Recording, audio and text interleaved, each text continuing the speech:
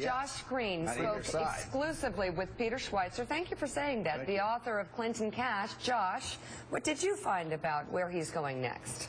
Well, I interviewed the author of Clinton Cash yesterday, Peter Schweizer, author of the controversial book, Supposed Right-Wing Hitman, is actually working on a similar investigation of Jeb Bush's finances with a team of researchers that's going to be published this summer. And what's he looking for specifically? Exactly the same thing. He told me he was looking for exactly the same thing he was looking for with the Clintons, to examine their land deals, to examine conflicts of interest, cronyism, possible corruption, all the sorts of things that appear to be contained within the Clinton Cash book. He's doing the same thing to Jeb Bush and Jeb Bush's financial dealings. And just to add a little meat to those bones, I saw, I think, International Business Times story about a week or two ago about people are now starting to try to connect Bush pioneers. Those are the people that gave George W. Bush, I don't know, $50,000, $100,000 in the 2000 campaign, with people then moving on and getting deals with Florida's pension plan. So trying to sort of connect those dots too. If you gave to George W. Bush, did you have a better chance to invest Florida pension money, which is well over $1 billion? Well, and we forget there's been so much focus on the Clintons and the Clinton Global Initiative and all the millions of dollars kind of sloshing around there. Bush himself has far-flung global financial enterprises. I wrote in Business Week in December about the private equity funds and some of the Chinese investors that Jeb Bush was involved with.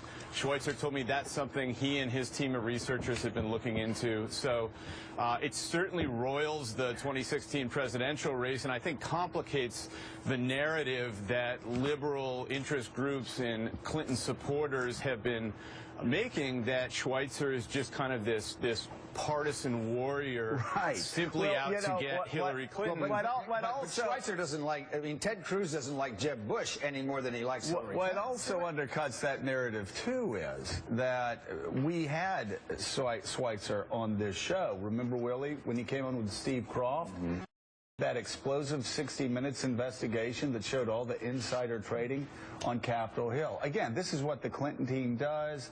I mean, if you say anything negative, they come after you viciously, and anything to distract from the facts of here, a very well laid out New York Times piece that I'm actually going to read before I judge. Well, and he's shared his information, Josh, with the New York Times and the Washington Post. So to believe that conspiracy, you then have to believe that reporters from the Times and the Post also have an anti-Hillary Clinton agenda and now an anti-Jeb Bush agenda. Do you believe they do? Well, exactly. And I talked to Schweizer about that too, and he was I think concerned at what he told me was a mischaracterization of his relationship with the New York Times, the Washington Post, and ABC News.